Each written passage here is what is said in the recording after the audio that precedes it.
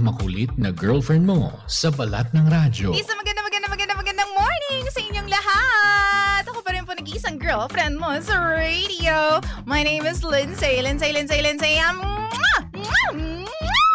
Makulit pero may puso, handang makinig sa mga kwento mo. Alam mo, feeling ko kailangan mo na siyang iwan kasi it doesn't make sense. Ang kwento sa lihim ng liham.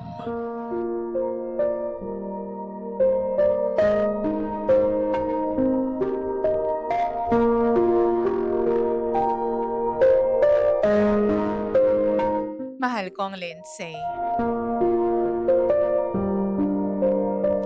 Tawagin niyo na lamang po ako sa pangalang Isa.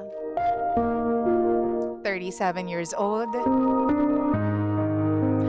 At gusto ko lamang pong humingi talaga ng advice. Pagpasensyahan niyo po kasi itong kwento na ito ay tungkol sa akin at may mga pagkakataon na hindi okay ang pagkikwento ko. Gano'n naman talaga, di ba? Kapag magdedesisyon ka para sa sarili mo, laging may sablay, laging mali. Kaya please, pagpasensyahan niyo na po ito.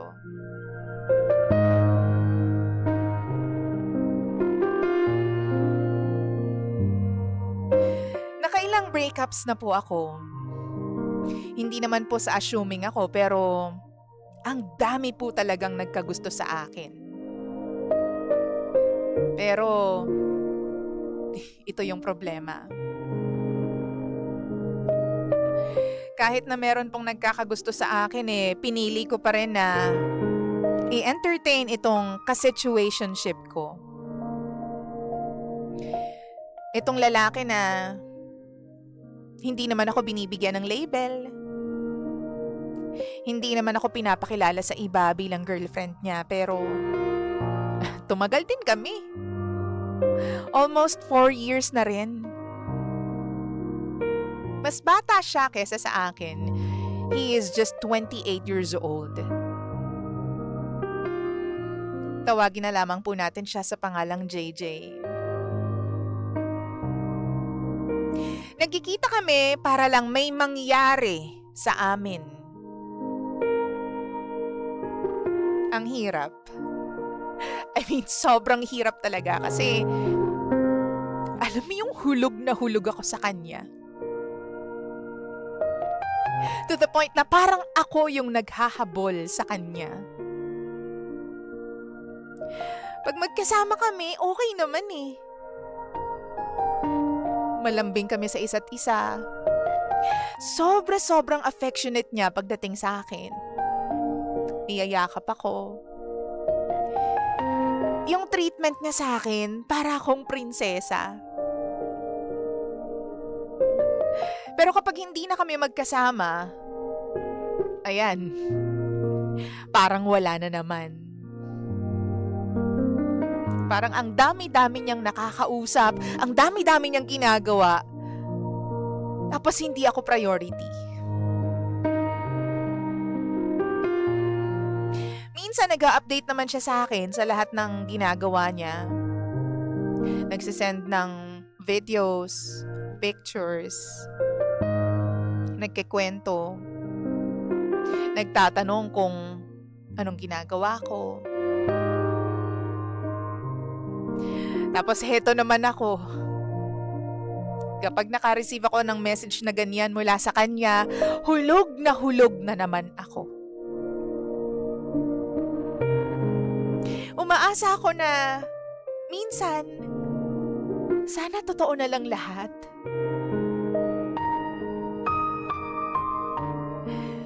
Hindi ko nga alam kung kailan niya ako huling pinakilala sa mga kaibigan niya. Parang 1-2 tao pa lang yata yung may alam tungkol sa amin. Tapos sa tingin ko pa, karamihan ng mga kaibigan niya galit sa akin or parang ayaw sa akin.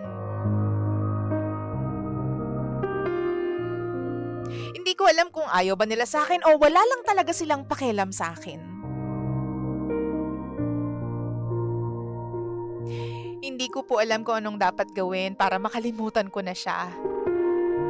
To stop this scenario in my head. Ang daming nagkakagusto sa akin pero siya pa rin talaga yung nasa isip at puso ko.